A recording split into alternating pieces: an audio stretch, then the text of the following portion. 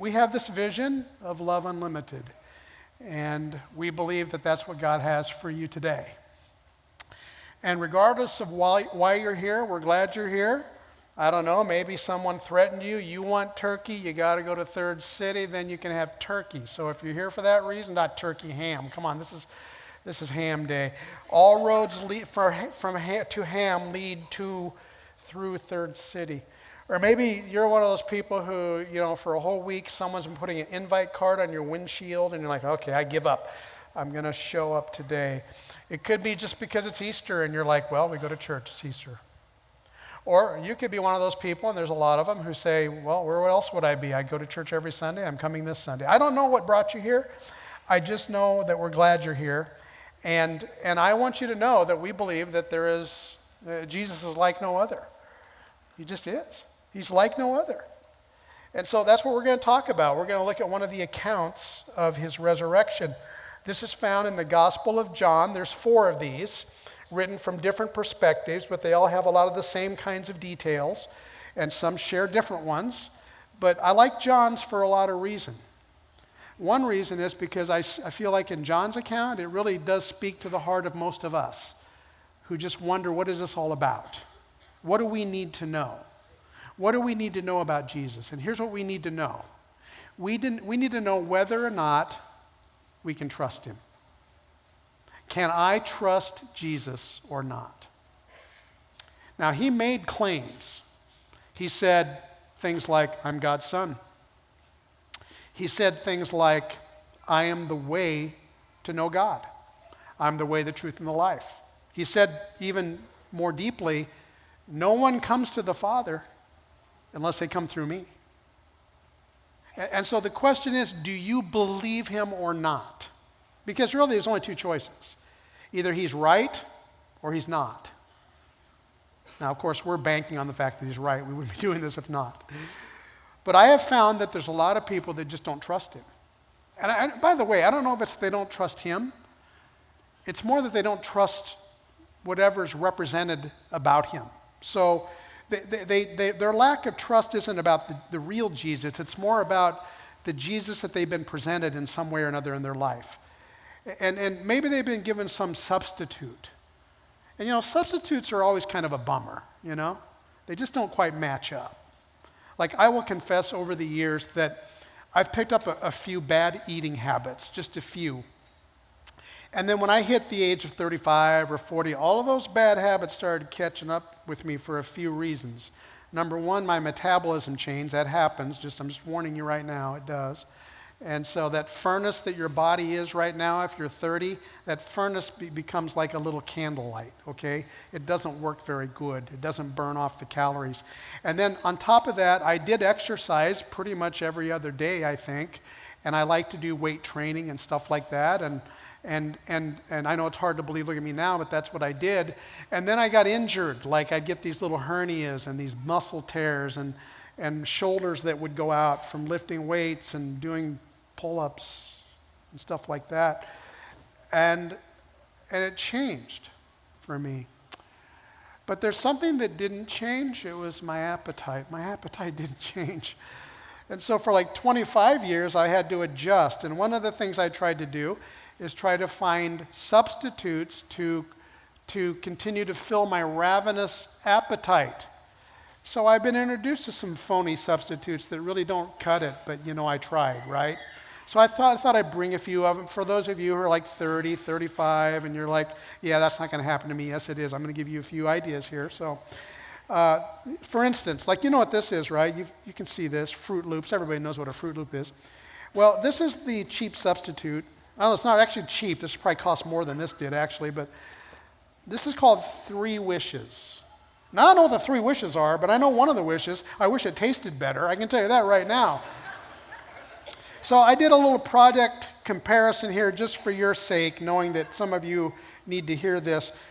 3 Wishes, fruity flavored, grain-free cereal. That should tell you everything right there. The box looks fruity. We'll give it that. Nice try. However, this has a sugar-induced Toucan Sam on it. That's really much cooler. I'm going to say that. Okay, this is made out of primarily, chickpeas. That should tell you everything you need to know right there. Wheat. Just wheat, okay.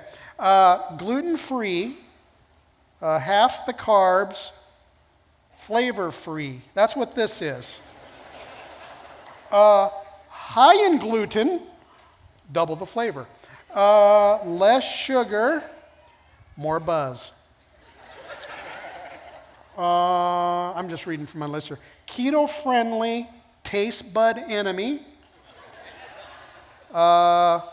Low keto, not low keto, but keto not friendly.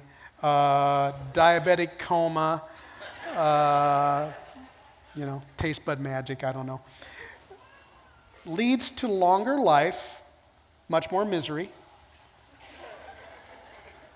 Shorter life, but pretty glorious. That's what that is. So, okay, I haven't had, neither are opened. I promised this to some guy after church. I don't know what he's thinking, but there's a lot of people like to have that. I promise that. Now, there's other things, like you can get other substitutes. Like, you probably know what these are. Like, look at here. Look at there, huh? I mean, mega stuff Oreos. Look at that right there. So you sit in the front row here. We take care of you. All right? Yeah. Look at that, huh? Come on. You probably knew I was going to do this. That's why you sat there, and I know how you work. Okay, these are amazing, by the way. These are triple stuffed. Look at that. It even squeezes. It's so good. Okay. Oh, you can get these. These are called chocolate sandwich cookies. Not bad with milk, by the way, but they just aren't the same, okay? And then, now some things really do live up to the hype. So this is like, this is easy cheese, or its equivalent, I guess. This is not awful, okay? It's one of the great marvels of mankind, as a matter of fact. Like, I look at this can, and I'm reading this right here. Here's what it says. An excellent source of calcium, and low in carbs and sugar, which is right down my alley, okay? So convenient. You're on the run, you just take a shot of cheese anytime you want. It like, have a pickup truck, have a little cart of these in your pickup trucks, and you're driving down the street. You need a little cheese, you're like, boom, you get the cheese. Now, here's what I discovered about this stuff. This actually has the same ingredients as my Old Spice body wash. This is amazing. So like if I didn't, if I'm having a rank day and it's middle of the afternoon and I got some easy cheese in my truck, I'm like, let's go with the easy cheese because I can't get to the body wash, Here's the thing. Those might be convenient, but they leave a bad taste in your mouth. And there is a point to this on Easter, friend. And that is, that sometimes we settle for substitutes and we just, in a while, we go, it's not the same. It's not what I need. It doesn't fill me. It doesn't fill me. There's an old-time theologian, the 12th century theologian, Thomas Aquinas, and he said there's 4 typical substitutes people use for God. 4 substitutes. And they are wealth, pleasure, honor, and power. Right? And who can argue with him? Because we chase that kind of stuff. Jesus' forerunner, Solomon, he talked about how these substitutes are like chasing the wind.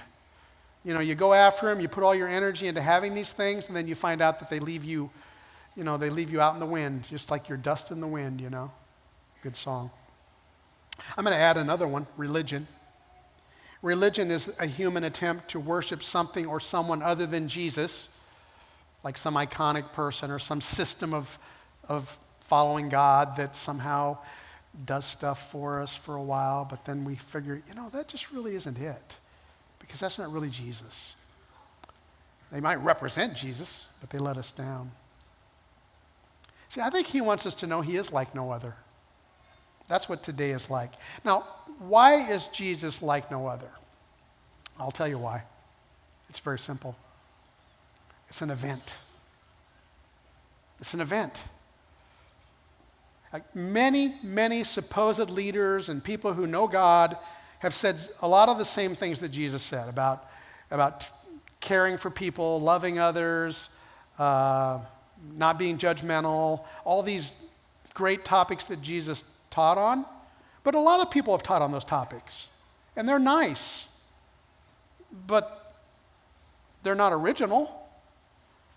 There are a lot of people in the world who have said, I know God, and then follow me because I know God. But did they really know God? I don't think so, not like Jesus does. Many people have made the claim there's eternal life, there's a heaven, there's a hell, we're eternal beings. A lot of people have said those things. Countless people have said those things. And maybe you struggle with that. Maybe you struggle with the idea that the event, that Jesus, God's Son, willingly sought his own crucifixion on the cross. His physical life was violently ended by brutal punishment. You probably understand that. You probably heard that and believe it. But it's well documented that he died on Good Friday and that he was buried and that he rose out of a tomb on the third day.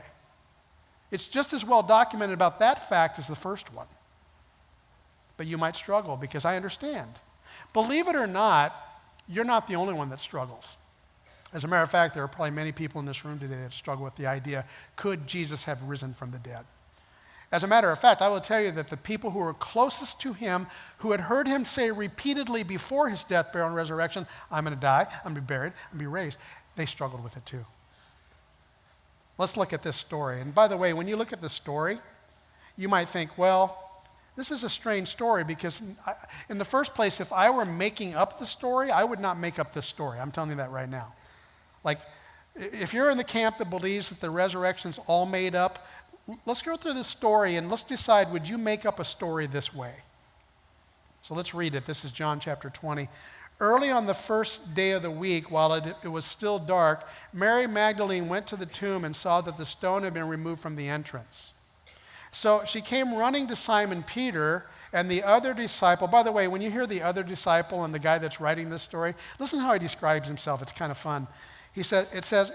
She went and told Simon Peter and the other disciple, the one Jesus loved. Like if I were writing a story about this, I'd say, yeah, I'm the one he loved. I would do that. And it said, they have taken the Lord out of the tomb and we don't know where they put him. Is she saying, hey guys, good news, Jesus is raised? Oh no. He's been taken, they've hidden his body. That's what she's saying.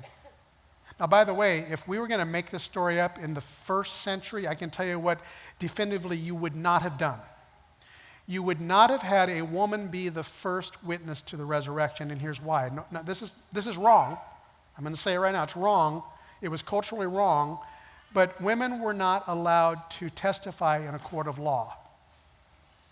So the last thing you do is have a woman, if you made up the story, be the one who's testifying. Okay? That's all I'm saying. So anyway, they hear the story, so they run to the tomb. They see the linens there, and here's how it works. So Peter and the other disciple started for the tomb. The other disciple's that guy that Jesus loved. Both were running. Listen, the other disciple outran Peter. Like he had to insert that. I'm faster than Peter.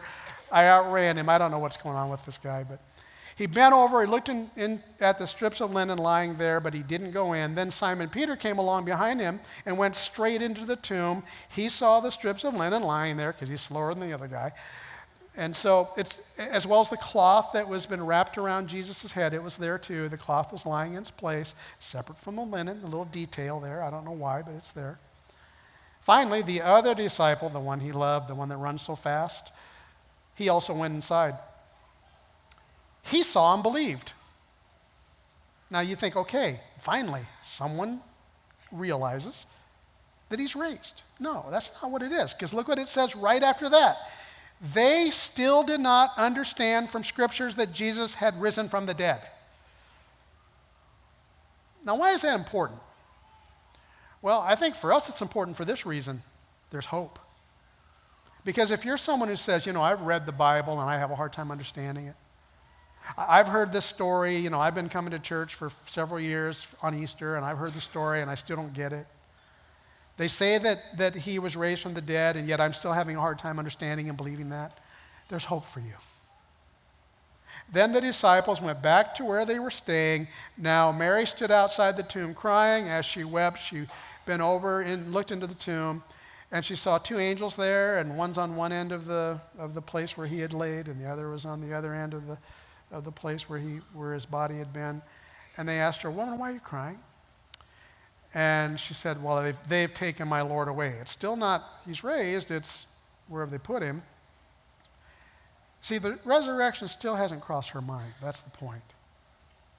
At this, she turned around. She saw Jesus standing there, but still did not realize who it was, because she's not expecting a raised Jesus. That's why. Okay? So he asked her, "Woman, why are you crying? Who is it you're looking for?" Thinking he was the gardener, she said, "Sir, if you've carried him away, tell me where you put him and I will go get him." I love her spunk, by the way. I love the amazement of this person who's going to take care of Jesus even after his death. And Jesus said to her, he said her name, Mary. And she knows his voice because he knows her name. And here's what we've been praying for you for some time, that today some of you will hear your name because you know his voice today for the first time. Jesus came, so that happened. That was morning. That happened in the morning. On the evening, on the first day of the week, same day, when the disciples were together, and the doors were locked for fear of the Jewish leaders because they thought they were going to be the next ones on crosses, and they had no idea that there was a resurrection, even though they'd been told something happened. This is not a posture of confidence. This is a posture of fear. Jesus came and stood among them and said, "Peace be with you." After he said this, he showed them his hands. He showed them his side. The disciples were overjoyed because now they'd seen the Lord. Again, Jesus said, "Peace be with you. As the Father sent me, so I'm sending you." He breathed on them and they received the Holy Spirit. He told them that they were going to have the ability to carry out his mission to forgive sins. That would be their mission, to tell people that their sins could be forgiven, to offer that to people. Now, Thomas, one of the 12, was not with the disciples when Jesus came. So the other disciples told him, "We have seen the Lord." And he said to them, understandably, "Unless I see the nail marks in his hands, and I am able to touch the wound on his side, I'm not going to believe that. I will not believe." Now, I will just say this. If I were going to make this story up, okay, it would sound a little different. Like if I made up the story, it would lay out kind of like an Avengers movie, okay? Like somehow all the attention of the city would be drawn toward the tomb. Like people would be standing around in the thousands waiting for something to happen. And the disciples would do some form of like massive countdown, 10, 9, 8. And then there'd be one of those big thunder peals that you see on all the cool movies where like it's like something strikes and then you don't hear noise and then there's this crisp, and then light would like beam down on the tomb, and then the stone in front of the tomb would explode into a million pieces, and Jesus himself would like come out kind of like Terrence Bud Crawford, ready to defend his title, Like, that's how I do it. If I were going to make up the resurrection story, this is the best you can come up with? You know why this story sounds like this? Because it's the way the story was. Like, this is not a made-up story. This is the reason that the story goes like that is because that's the way the story went. And then it took many other days, like 50 days, where Jesus kept showing up and showing people, "I'm raised. Here I am." It just took a lot. And a lot of time passed. As a matter of fact, in this story that's told by John, it says that he came back a week later and he presented himself to Thomas. Okay? Now, I will just say this. There are no doubt people here like that. Like who you just, unless I see. I mean, my friends believe this stuff. I know this church talks about it, and they believe it, I guess. They claim they do at least. I know the guy on stage is kind of passionate about it. But unless, and you got a stipulation, like you have your own stipulation. Like, unless, the only way I will believe is if, and you fill in the blank. If he heals my wife, then I'll believe it. If he gives me that job, yeah, I'm in. He stops all the terrorist violence and all the hatred, then I'll know. He changes my marriage, my broken marriage. He changes my spouse, usually is what that means. What's your stipulation? So Thomas had the stipulation, unless I see the hands, the side. Jesus shows up. Again, it's the same thing. Doors are locked. They're still hiding. Jesus stands among them and he says, "Peace be with you." Then he said to Thomas, "Put your finger here, see my hands. Reach out your hand, put it in my side. Stop doubting and believe." Thomas said to him, "My Lord and my God." See, here's what I hope you hear in that. If Jesus could be that patient with them, certainly he can be that patient with you and will be. Because listen, they knew him the most. They saw all the stuff. They witnessed all the miracles. They were there for all the amazing things that Jesus did for year after year when people came to him. And then they also understood what it meant to see the crucifixion. Now, I know you've never seen him in person. I've always thought that, on Easter it'd be awesome if today I could announce this. Hey, guess what? Special news. Jesus is actually here in the flesh. Like he's going to be out at the hub after the service. You can go out and the first 20 people get to touch his hands. Unless he comes back right now, that's not going to happen. And it probably won't happen that way anyway. But here's the deal. Believing comes almost before everything. Believing comes before everything. And all these people that we've talked about, John, the disciple he loved, the fast-running disciple, Peter, Mary, many others who they don't mention in this passage, the disciples, Thomas, of course, all of them had to come to this point where they said, "You know what? I believe it." And things happened to help them with that. And what happened was things started to change for them at that moment on. And I would bet on my life on this, that whatever doubting you bring into this moment, if you will trust him, he can change you too. I bet my life on it. I have bet my life on it. He can and he will change you. Now you're going to hear a story in just a couple minutes, Grant's story. And this is a guy who bet his life on the resurrection. And he's just like Thomas. Like, he had to come to this point where he says, "I'm going to follow the guy. It's my best option." And you're going to find out he's really happy he did. John chapter 20, 30. Jesus performed many other signs in the presence of his disciples, which are not recorded in this book. But these are written that you may believe that Jesus is the Messiah, the Son of God. And that by believing, you may have life in his name. Maybe you're ready to take a step. Like you've had enough information.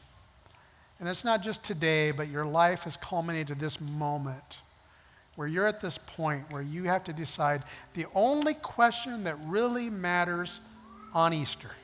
This is the only question that really matters. It's not what time's the ham done, it's coming out of the oven at what, 12:30? That's important, but it's not the most important question.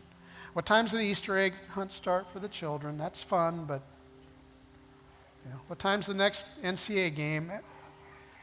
All good things, nothing wrong. But the only question that really matters today is, can you trust Jesus or not? It's the only one that matters. If you're at that point where you're saying, I'm going to do it. I'm going to get rid of the cheap substitutes. I don't want to compare Jesus to Toucan Sam, but I'm going for the real thing. I'm going to pray, and maybe you can join me in this prayer. Lord, here we are on Easter, and we made it. It's no small feat to get here. I've listened to that 27-minute rant by the guy, something's happened. I feel something happening in my soul that only you can make happen. I find that I can trust you. So Lord, here I am with all my past that I've drug into this place, my fears that keep me hidden away in a room, away from the reality of the world, and the fear that keeps me from trusting you. And I'm going to set that aside and say, today, Lord, I do. I trust you. That you are like no other, and now I realize it. This is my prayer. Just 4 days before his resurrection, Jesus sat with his followers and he shared what we call the Last Supper. They called it the Passover meal. It was a celebration for the nation. But at the meal, he took these emblems. He took bread, and it didn't look like this. It wasn't like in a little container like this 2,000 years ago, but nevertheless, it was bread, like this is bread. And he took the bread and he said, this represents my body broken for you. So he was prophetically saying, here's what's going to happen in just about 24 hours. My body's going to be broken for you. And he said, take it and eat it. If you want to, please do. Because you're remembering. Then he took the cup and he said, this represents the new covenant. The new covenant, the promise of something new for you. A new life. The new covenant in my blood. That's what this represents. The blood that would be shed on the cross to purchase your new life. Drink from it in remembrance of me. What we are remembering, among other things, is that he is the one and only Son of God who gave his life for yours. And he said, do this in remembrance of me, because he's like no other.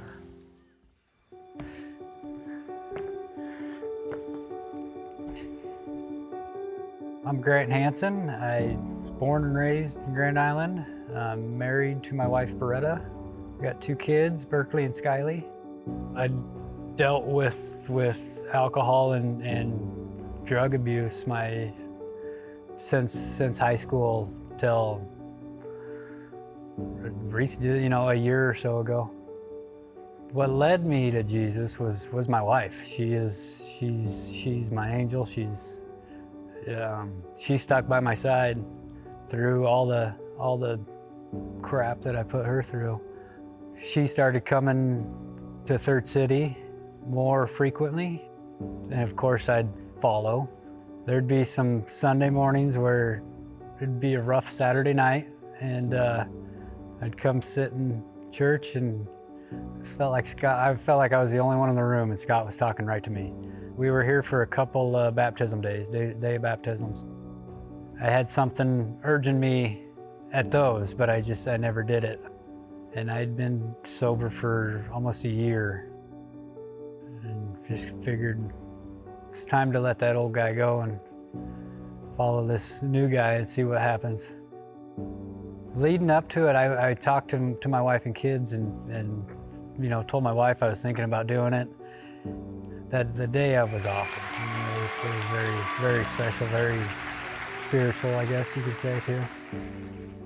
I know afterwards I had to deal with forgiving myself for my sins. And I have learned that, Jesus has forgiven me, but I had a really tough time with forgiving myself. Life has been way different. The atmosphere at home with the kids, me and my wife, our relationship is growing like crazy. It's awesome. We're finally becoming the best friends, I think, that we've always kind of both longed for, but I was an idiot sitting at the bar, so life everywhere is becoming really cool. At work with the guys, they tend to ask me for some prayers more, well, than they ever have. Do I feel like I'm more aware of God's presence? Absolutely. In every aspect of life, really. Just having the men's group or our couples group that we recently started here, so you make like instant best friends, it seems like. Our couples group, we do different things with them, not just meet on our weekly night, but we've gone out to dinner and just gone and hung out at other people's places, and that has been a great thing in my life recently. What would I? Well, I don't want to use those words in church. I would tell the old Grant to just get up, quit what you're doing, and just come see what the other side's like. Every other thing I've done in life, I've just dove in head first and not thought about it, and that's kind of what I did here. I dove in head first, and yeah, do it. Do it.